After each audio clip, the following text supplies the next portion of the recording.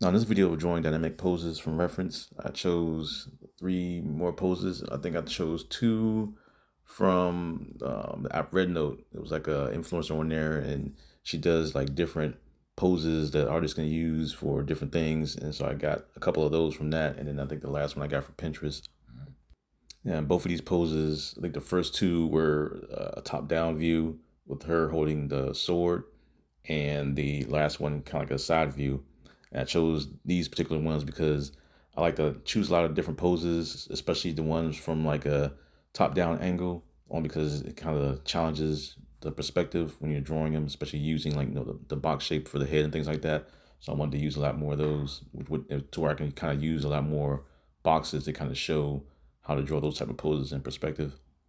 And so now with this one to start out different than the other ones, like I mentioned before, since it's in perspective, I use the box shape for the head, and I'm kind of working my way down towards the box shape for the body as well. And you see that because the body is a top-down view, so the body is kind of is getting smaller as the further down you go. That's why I'm showing me drawing the lines. I'm kind of just following the perspective of the body going down and getting smaller as you go down. So I'm adding in the box for the bottom for the waist,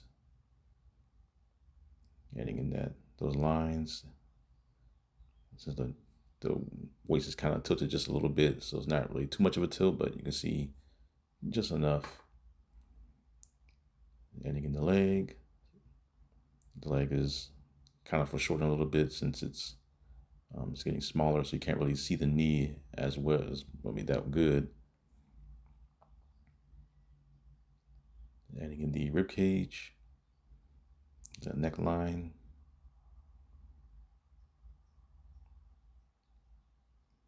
And it's kind of a way you're just taking the shapes and you're kind of just filling the image to see how these shapes are positioned to create these poses. And you can do it quickly or not. I mean, it all depends on the reference of how you want to use it, but it's a way for you to visualize and break down poses for you in order to be able to, draw things out quickly and better as you go. You see right now I drew the hand in first. It's kind of like a huge shape, just so I can kind of know where the hand is going to go. That way I can visualize how far that arm is going to stretch out to reach that hand. Because this is kind of like a beginning phase, so you can just draw certain shapes out and then have things connect to it, and later on add details to it. Because either way, you're going to erase it and draw in whatever character you're going to add anyway. So right now I'm adding in darkening some of the lines. Yeah, I'm drawing the sword out. Like I mentioned before, I like to kind of draw the sword out or whatever the stick form, just to have a visual layout for where the fingers and hands will lay onto the particular weapon or whatever they're holding. I'm drawing the fingers out. And for this particular one, I didn't really detail and make it, a flowing sword. I just made it where it's like a generic samurai sword. And I didn't really add the hilt to it either. I just drew it as if you're just holding like a long uh, stick sword or whatever. Because it's kind of like something you could just take and edit in yourself when you start to recreate and do this exact pose. Then you can create the exact weapon that she's holding. So I'm adding in the fingers, working in each of the shapes. Like I mentioned before, you get to visually see the fingers as the 3-cylinder method. We kind of just dropping in each cylinder as you go, and as long as you know that the fingers are 3 cylinders, you can kind of just visualize. Okay, I did the first one, I did the second one, and so forth. And typically, when I'm drawing fingers, especially when I did this one, I think I started out with a tip a little bit on this one, and I kind of work my way into the palm, which is kind of what I do sometimes when I'm depending on the position of the hand. Now I'm just finishing the rest of the weapon there, drawing it out that way I can see where the fingers are going to go for that bottom part. That's holding the bottom end where she's supposedly holding the sheath of the sword. I think the sword I made is a little more straighter compared to her sword. Her sword is a little, has a kind of a curve to it. I forgot what kind of blade that is, but it's a different type of blade compared to the one that I have in the reference. I add like a little triangle to where the nose is to kind of just show it, leaning down. Now for this one, she's standing kind of in a similar position, but not really. It's just, she's facing a different way and she's holding the sword a different way compared to in the last picture. But I started out the same exact way where I draw the box shape for the head and I'm just visualizing where everything is going to go. So I'm adding in the neck, straight cylinder, going straight down, and box shape for the chest.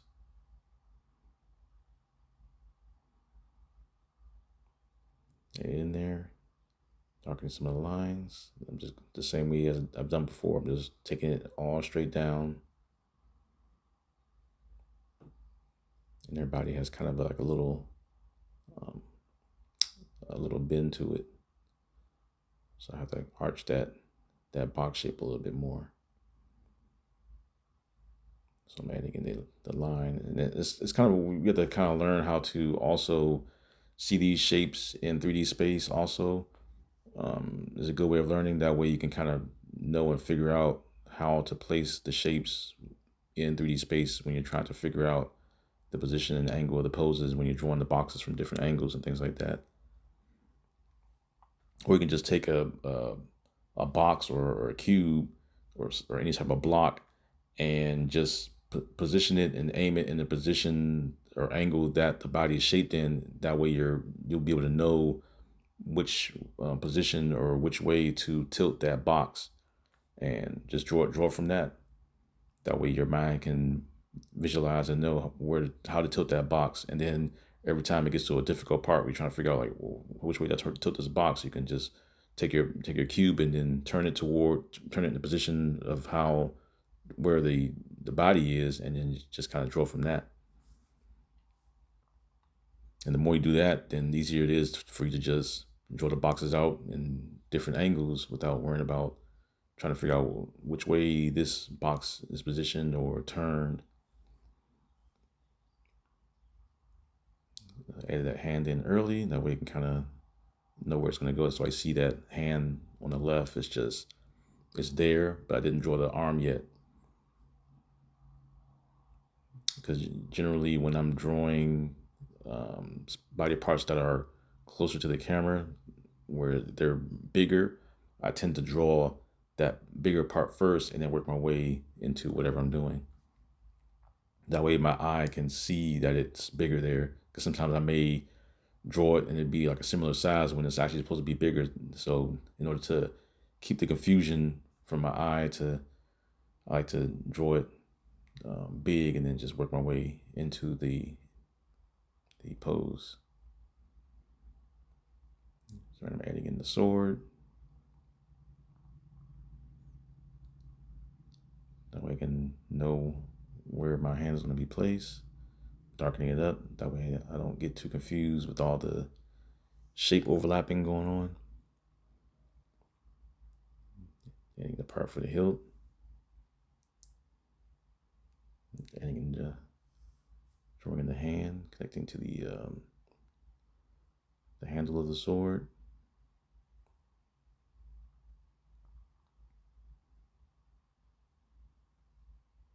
And right now I'm just drawing in the palm, the thumb, and the thumb is kind of, you'll see probably a little bit of it. a lot of it's fairly hidden. And now you see me drawing the hand out, the arm out. So you see me drawing the forearm comes down. Next part that's attached to the palm, and I'm just working my way right straight to the chest area or the side of the chest. Circle for the shoulder. And you see how easy it was to just connect everything directly to that. And now that everything is, put together, then when you start adding details, you already know where everything is because it's all drawn out. Everything is erased lightly, so you'll have your layout ready for you to go. Just darkening some of the fingers, separating some of the lines. Because when I drew this hand, I didn't separate it. With the 3-cylinder method, I kind of just drew them straight out. Usually I do that sometimes, especially when if I'm drawing hands is where the fingers are, open, and you can kind of I can just draw the fingers straight up and then just add the lines to separate them as I go. Darkening that thumb a little bit, so you can see just a little bit of it. Adding in the little lines for the neck, connects to the center line. And adding in that rib cage. Right, I'm just adding in some small final touches. You won't even really have to go this far. You can kind of, the more you start to do it, you can kind of just draw and add details straight from, the first few moments of me drawing it, rather than creating the whole thing. Because sometimes when I'm drawing a pose, I can just draw pieces of it and then just know where everything lays out, where I'm not even really creating the full pose with the shapes because I already know how everything else is going to lay out. It's more of a training method that trains your brain into seeing how the body parts relate to each other using shapes. And then when you start to draw them more, you start to kind of add or draw more poses without using shapes, because your brain knows where everything is going to be placed or how everything's going to be placed.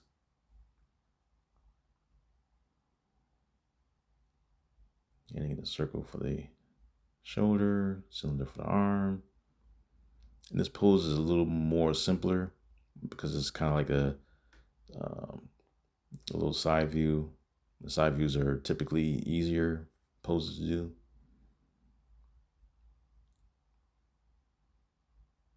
I'm adding in the circle for the waist. I made it a little bit bigger since it's a female.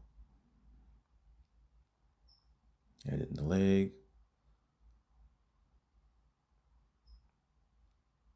Slight cylinder there. Connecting the lines to add the calf. From the other side. The leg is going back just a slight bit.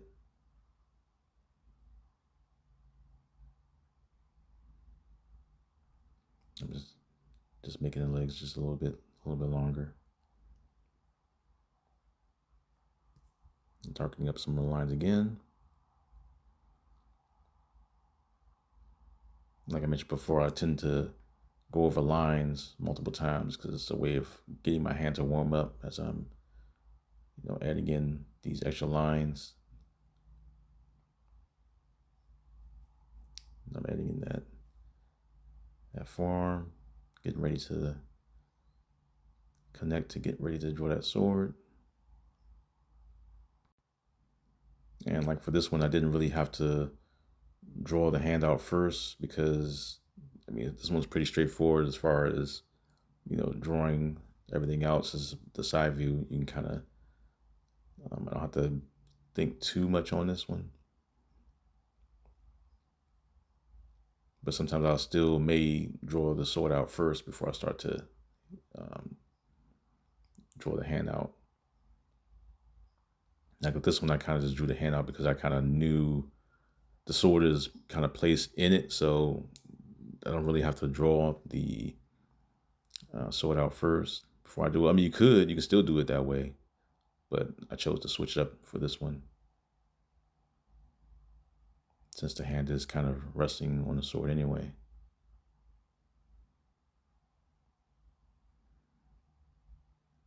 So I'm following the 3 cylinders, getting that other finger at the top, pokes out just a little bit.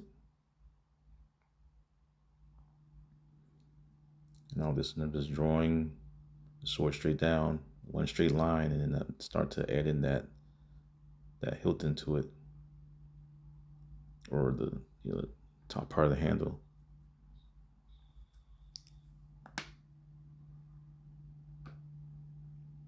It's kind of like I guess like a strange fantasy sword. It's like a triangle shape. Right now I'm just adding in some more finishing touches, and the pose is pretty much done. But that's it for this video. If you want to see more videos like this, don't forget to hype it up, hit the like button, subscribe, and comment for anything else you want to see. And take care.